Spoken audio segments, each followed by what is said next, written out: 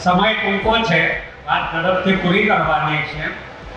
Stage પર ઉપસ્થિત માનનીય ગોપાલભાઈ, ચૈતરભાઈ વસાવા, મનોજભાઈ, યુવરાજભાઈ, બ્રિજરાજભાઈ, તમામ લોકસભા ઇન્ચાર્જ અને જિલ્લા પ્રમુખ સાથીઓ, આજે આપણે આ ક્ષેત્રીય બૂથ સંમેલન નિમિત્તે બૂથના કાર્યકર્તાઓ અહીંયા હીરાનગરી સુરતમાં સૌ મળ્યા છીએ. આ આખી વાતની શરૂઆત એક કડદાથી થઈ અને કડદો બોટાદના હળદર માર્કેટિંગ યાર્ડમાં થયો.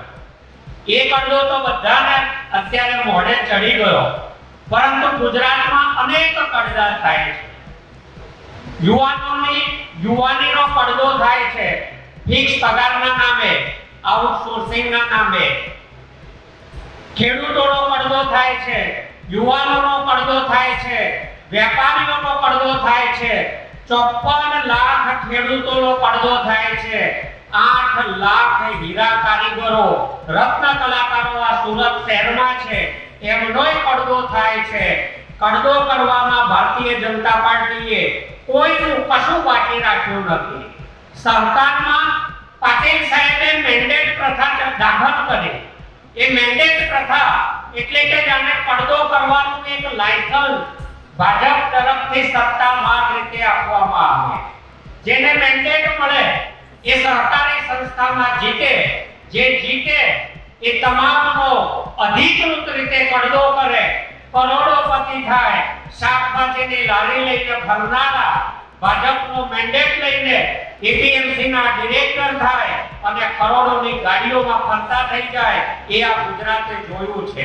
અહીંયા 54 લાખ ખેડૂતોનો કડદો થાય, 8 લાખ રત્ન કલાકારોનો કડદો થાય, લાખો યુવાનોનો કડદો થાય.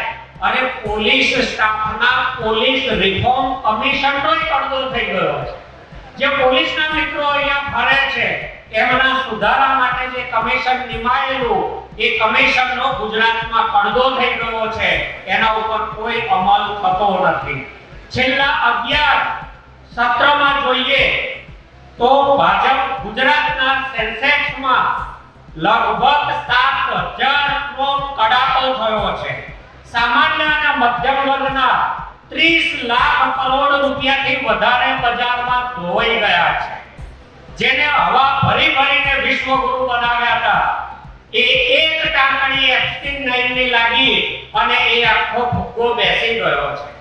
મજાની વાત તો એ છે કે ગોપાલભાઈનો જેને સૌથી વધારે અનુભવ છે, સોશિયલ મીડિયા ઉપર તમે કોઈ પોસ્ટ મૂકો અને અનેક લોકો ભાજપની તરફેણમાં અંતશંત કોમેન્ટો કરવા આવી જાય છે, જેને આપણે અંધભક્તો કહીએ છીએ. સરકારે એમના માટે સારું નામ શોધી કાઢ્યું છે અને એ નામ છે, સરકારી ભાષામાં એમને મનોદિવ્યાંગ કહેવાય છે, માનસિક રીતે વિકલાંગ. આટલા બધા કેમ માનસિક વિકલાંગ છે ગુજરાતમાં અને ભારતમાં? તો હમણાં સેપિયન્સ લેબ નામની એક સંસ્થાએ દુનિયાભરનો સર્વે કર્યો, 84 દેશોનો સર્વે કર્યો. ભારતના 18 થી 34 વર્ષના યુવાનો આખી દુનિયાના 80 દેશોના સર્વેમાં 60મા નંબરે છે.